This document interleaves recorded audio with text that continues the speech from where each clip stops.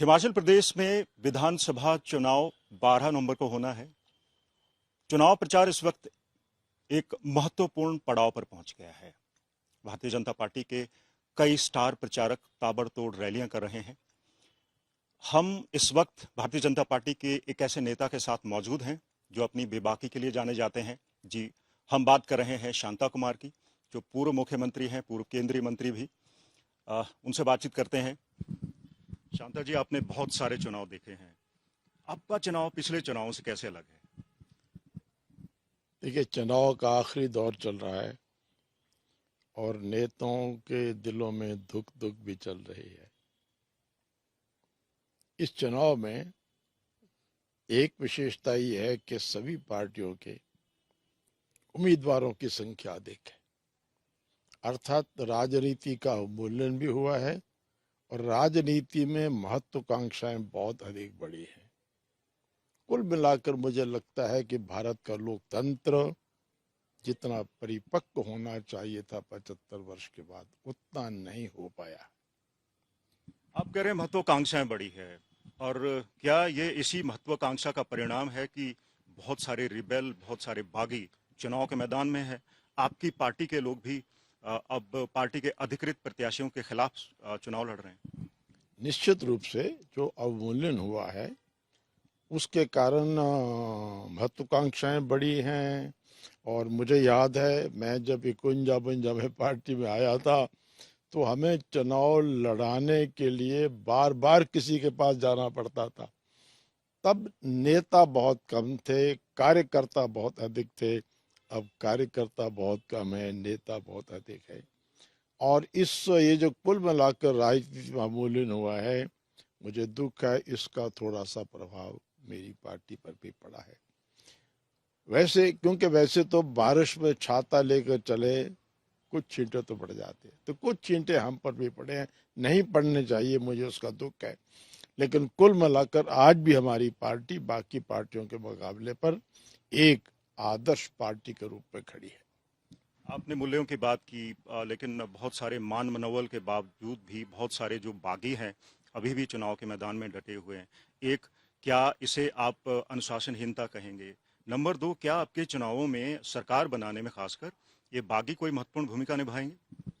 देखिए, जितने बागी सभी पार्टी को खड़े हैं वो निश्चित रूप से चुनाव में अंतर तो डालेंगे, क्योंकि हिमाचल प्रदेश छोटा सा प्रदेश है और कुछ सीटें बड़े कम मार्जिन से जीती हारी जाती हैं। तो वहां पर इस प्रकार के उम्मीदवार किसी को हरा सकते हैं, किसी को जता सकते हैं। हो सकता है वो स्वयं न जीत सकते हो, लेकिन किसी को हरा सकते हैं, किसी को जता सकते हैं। तो इसका फर्क तो पड़ेगा। वैसे भारतीय जनता पार्टी के बहुत से उम्मीदवार जो हैं वो मान गए, बैठ गए, लेकिन फिर भी कुछ लोग खड़े हैं। ये उम्मीदवार खड़े रहने के दो कारण मेरे सामने। एक तो यह कहीं कहीं टिकट देने में पार्टियां गलती करती हैं, ये भी एक कारण है। लेकिन दूसरा कारण यह है कि महत्वाकांक्षा बढ़ गई है और इसलिए पार्टी के अनुशासन का पालन करने के लिए लोग तैयार नहीं। दोनों कारण लगते हैं मुझे। बहुत सारे मुद्दे हैं जिन पर चुनाव लड़ा जा रहा है। एक बड़ा मुद्दा है परंपरा को बदलने का। ये परंपरा को बदलने का, क्योंकि हिमाचल प्रदेश में हर 5 साल बाद जो इनकम्बेंट सरकार होती है, गवर्नमेंट होती है, उसको चलता कर दिया जाता है। तो ये परंपरा क्या है? क्या आप इसको लेकर समझते हैं? क्या कहना चाहेंगे?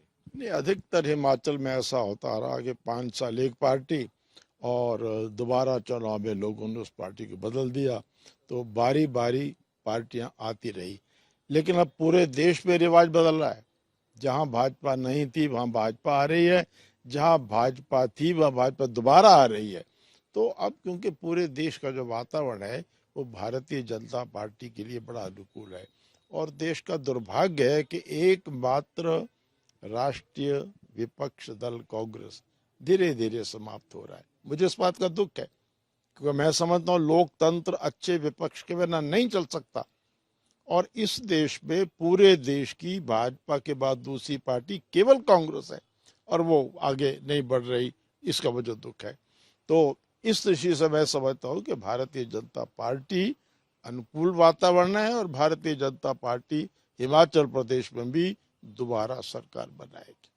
कांग्रेस ने अपने चुनाव प्रचार अभियान का नाम दिया है परिवर्तन, परिवर्तन संकल्प। 1985 में जब कांग्रेस ने सरकार रिपीट की थी, मैं आपसे जानना चाहता हूं कि उस वक्त का राजनीतिक परिदृश्य कैसा था और आज कांग्रेस उस परंपरा को जारी रखने की बात कर रही है। देखिए, आज तो कांग्रेस दिल्ली में भी हिमाचल में भी बहुत नीचे जा चुकी है। लोगों का विश्वास खो चुका है। वो भारत जोड़ो यात्रा कर रहे हैं लेकिन उसका कोई असर नहीं होगा। लगभग पूरे देश में ये बात फैल गई है कि कांग्रेस अब दोबारा रिवाइव नहीं हो सकती। तो कांग्रेस कुछ भी करे, कुछ भी वायदे करे, जनता पर उसका कोई असर नहीं है। और भारतीय जनता पर लोगों का भरोसा है, विश्वास है। हम रिपीट करेंगे, अवश्य रिपीट करेंगे, मुझे इसका विश्वास है। सर, आपने बहुत सारे चुनाव देखे हैं। 1985 में ऐसे कौन से राजनीतिक माहौल था ऐसा कि कांग्रेस की सरकार रिपीट होगी और आप कभी नहीं कर पाए?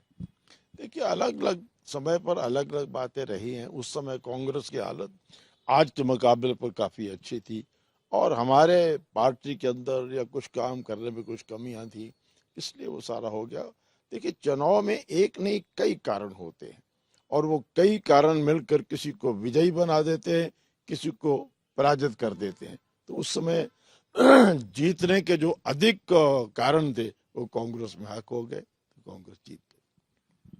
आप अपनी बेबाकी के लिए जाने जाते हैं। अंत्योदय योजना आपने शुरू की थी। आम जनता से जुड़ा हुआ एक सवाल है, इन चुनावों में बेरोजगारी, भ्रष्टाचार, महंगाई जो है वो कितना प्रभावी रहेगा, कितना प्रभावित करेगा इन चुनावों को? देखिए, ये समस्याएं देश में है, इससे इनकार नहीं किया जा सकता।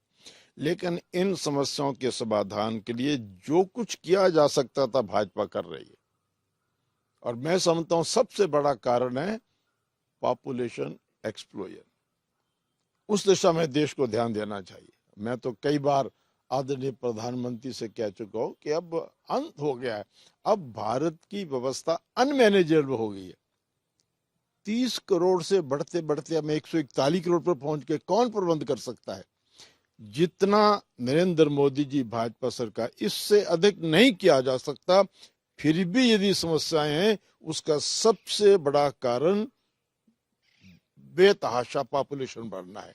तो उसमें मुझे पूरा विश्वास है आदरणीय मोदी जी इस बारे में सोच रहे हैं और हमें बहुत जल्दी जनसंख्या नियंत्रण करना ही चाहिए। मैं तो ये कहता हूं, जनसंख्या नियंत्रण नहीं करेंगे तो बर्बादी से बच नहीं सकते। सबसे बड़ी जरूरत आज देश की है कि जनसंख्या को हम काबू करें। कल्पना करिए, आज 141 करोड़ होगा। अगर समय पर हम देश की जनसंख्या को 100 करोड़ पर रोक लेते, आज गरीबी ना होती, आज महंगाई ना होती। सर, जनसंख्या नियंत्रण का जो इशारा है आपकी तरफ, किस समुदाय की तरफ है? क्योंकि बहुत सारे समुदाय ऐसे हैं जिनकी जनसंख्या घटी है। पूरे भारत की तरफ, पूरे भारत की तरफ जनसंख्या नियंत्रण का नियम सभी पर लागू होना चाहिए। मैं इसमें कोई संप्रदाय की बात नहीं देखता। कांग्रेस ये आरोप लगा रही है कि भारतीय जनता पार्टी आम जनता से जुड़े हुए मुद्दों से बच रही है, चाहे महंगाई, बेरोजगारी, भ्रष्टाचार के आरोप हों। और ये भी आरोप है कि इन मुद्दों से बचने के लिए, जनता का ध्यान भटकाने के लिए अब जनता को राष्ट्रवाद की घुट्टी पिलाई जा रही है। देखिए, भारतीय जनता पार्टी के जितने कार्यक्रम है, दिल्ली के कार्यक्रम, वो किस लिए हैं? गरीबों के लिए तो हैं।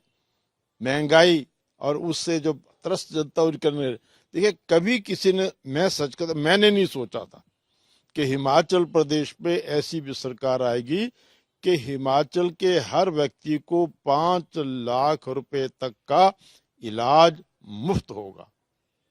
मैंने भी नहीं सोचा था। तो ये किस लिए है? जितनी योजनाएं हैं वो महंगाई से, बेरोजगारी से बचने के लिए, मदद करने के लिए जनता की हैं। बाकी महंगाई बेरोजगारी का कारण हम नहीं है। महंगाई बेरोजगारी के कारण बढ़ती जनसंख्या है और मैं समझता हूं कि देश की सभी पार्टियों को जनसंख्या रोकने की तरफ ध्यान देना चाहिए। कल रक्षा मंत्री राजनाथ सिंह आए थे आपके ही गृह जिला में और कई मुद्दों को हवा दे के गए, जिसमें राष्ट्रवाद, राष्ट्रीय सुरक्षा, आतंकवाद। आप इसको चुनाव के साथ जोड़कर देखते हैं? निश्चित रूप से जब चुनाव होता है तो सारी बातें सामने होती हैं। हमारे सामने प्रदेश भी है लेकिन देश भी है। देश पहले है, क्योंकि देश होगा तो प्रदेश होगा। तो आदरणीय राजनाथ जी ने जो मुद्दे उठाए हैं बड़े महत्वपूर्ण। 5 साल प्रदेश में आपकी सरकार रही और इस दौरान निश्चित तौर पर कोरोना काल ने सरकार के कामकाज को प्रभावित किया। आप मुख्यमंत्री जयराम ठाकुर के कार्यकाल को कैसे आंकते हैं? बहुत बढ़िया कार्यकाल। जयराम ठाकुर जी शरीफ, ईमानदार और सतत संघर्ष करने वाले मुख्यमंत्री हैं। और मैं एक और बात कहना चाहता हूँ, देखिए इस बार हमारी जो सरकार बनेगी उसका एक और कारण है। 4 बातें हिमाचल प्रदेश के 75 साल के इतिहास में पहली बार हुई है, जो मैं हिमाचल की जनता को कह रहा हूँ।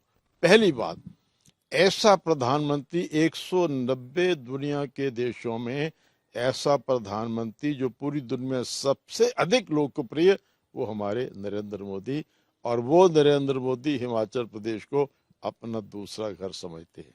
दूसरी बात, छोटा सा हिमाचल जिसको नक्शे में देखना मुश्किल होता है, उस छोटे से हिमाचल प्रदेश के जगत प्रकाश नड्डा दुनिया की सबसे बड़ी पार्टी भारतीय जनता पार्टी के राष्ट्रीय अध्यक्ष। तीसरी बात कि हमारी पार्टी के जयराम ठाकुर एक कुशल नेतृत्व मुख्यमंत्री के रूप में हमें दे रहे हैं। और चौथी बात कि हिमाचल प्रदेश के एक नौजवान होनहार नेता अनुराग ठाकुर छोटी उम्र में देश के मंत्रिमंडल में शानदार काम कर रहे हैं। मैं हिमाचल की जनता को कह रहा हूं कि 75 साल की आजादी के इतिहास में ये 4 बातें पहले कभी भी नहीं हुई। पिछले 5 साल का विकास शानदार था, अगले 5 साल का विकास ऐतिहासिक होगा। और मुझे विश्वास है कि अगले 5 साल के विकास के बाद हिमाचल प्रदेश हिंदुस्तान के सभी प्रदेशों में सबसे ज्यादा खुशहाल प्रदेश होगा। हिमाचल के चुनावों को कई तरह के मतदाताओं के वर्ग प्रभावित करते हैं। सबसे पहले कर्मचारियों की बात कर लेते हैं। आपने अपने कार्यकाल के समय भी कर्मचारी आंदोलन देखे हैं। कर्मचारी वर्ग की तरफ से अब की बार एक बड़ी मांग आ रही है पुरानी पेंशन की बहाली की। पुरानी पेंशन सरकार, हालांकि चुनाव के आखिर वक्त में ये मुद्दा उछला है कार्यकाल के, आप इस मुद्दे को कितना महत्वपूर्ण मानते हैं? देखिए, मुद्दा तो महत्वपूर्ण है, इस पर कोई दो राय नहीं, क्योंकि कर्मचारियों में इस मुद्दे पर बहुत रोष भी है। और उस संबंध में मैं समझता हूं कि देखिए एक बड़ी सीधी सी बात है, इस मुद्दे पर यदि कर्मचारियों को कुछ राहत देनी होगी तो भारतीय जनता पार्टी की सरकार ही दे सकेगी और कोई सरकार नहीं दे सकती। इस विषय पर भारतीय जनता पार्टी भी विचार कर रही है। ये जो फ्रीबीज देने का एक रिवाज छिड़ गया है, अब कांग्रेस भी आई है चुनाव में, कह रही है हर महिला को 1500 रुपए देगी। हिमाचल में लगभग 35 लाख के करीब महिलाओं की जनसंख्या है जो इस योजना के पात्र हो सकती हैं। क्या हिमाचल प्रदेश की वित्तीय स्थिति इस हालत में है कि इतना बड़ा अमाउंट 600-700 करोड़ रुपए फ्रीबीज में लगा दिया जाए? मैं समझता हूं कि जो पार्टियां इस प्रकार की घोषणाएं कर रही हैं वो देश के साथ और बहुत बड़ा अन्याय कर रही है। इस प्रकार के तरीके से कोई देश चल नहीं सकता, क्योंकि आज पूरे देश की हालत यह है कि अधिकतर सरकारें जो है वो कर्ज के बोझ में दबी हुई है। नॉन प्लान एक्सपेंडिचर बहुत बढ़ गया है, योजना के लिए पैसा बहुत कम रहा है। इसलिए मैं समझता हूँ कि ये इस प्रकार की घोषणा बिल्कुल गलत है, देश के विरुद्ध है, ये हो नहीं सकता। और मुझे खुशी है कि आनंद शर्मा जी ने हिमाचल प्रदेश पे कह दिया कि मुझे नहीं पता ये 1500 रुपये हर महिला को कैसे दिया जाएगा। मैं समझता हूँ कि राजनीतिक पार्टियां जो है वो जैसे तैसे सरकार बनाओ। ये मैं जब भारतीय जनता पार्टी के अंदर आया था तो उस वक्त मूल्य आधारित राजनीति थी। अटल बिहारी वाजपेयी कहा करते थे, हम सरकार बनाने के लिए नहीं आए, हम सरकार बदलने के लिए नहीं आए, हम समाज बदलने के लिए आए। और अगर समाज बदलना है तो ईमानदारी की राजनीति चाहिए, मूल्य आधारित राजनीति। आज केवल कुर्सी आधारित राजनीति होगी। जैसे तैसे सरकार बनने, झूठ बोलो, ये करो वो करो, देश का दुर्भाग्य है। 75 साल के बाद मुझे इस बात का दुख है कि लोकतंत्र परिपक्व नहीं हुआ। लोकतंत्र में अपरिपक्वता बढ़ी है और उसी का परिणाम है कि बहुत सी पार्टी इस प्रकार की घोषणाएं कर रही हैं। घोषणाएं बिल्कुल गलत है। बरसों से हिमाचल प्रदेश के चुनाव में कांग्रेस और भाजपा के बीच बराबर की टक्कर रही है। आज तक कोई भी तीसरी शक्ति नहीं उभर पाई। पिछले 1 साल से आम आदमी पार्टी काफी जोर आजमाइश कर रही है। आप हिमाचल प्रदेश में आम आदमी पार्टी का क्या भविष्य देखते हैं? क्या वो खाता खोल पाएंगे? हिमाचल प्रदेश में 2 पार्टी की राजनीति रही है और इस बार क्योंकि हमारे पड़ोस पंजाब में आपकी सरकार बनी तो मुझे लगता था कहीं उसका असर हिमाचल में हो, लेकिन हिमाचल प्रदेश में आप पार्टी अपना कोई स्थान नहीं बना सकी। इसलिए हिमाचल के चुनाव में सीधी टक्कर भाजपा और कांग्रेस की होगी।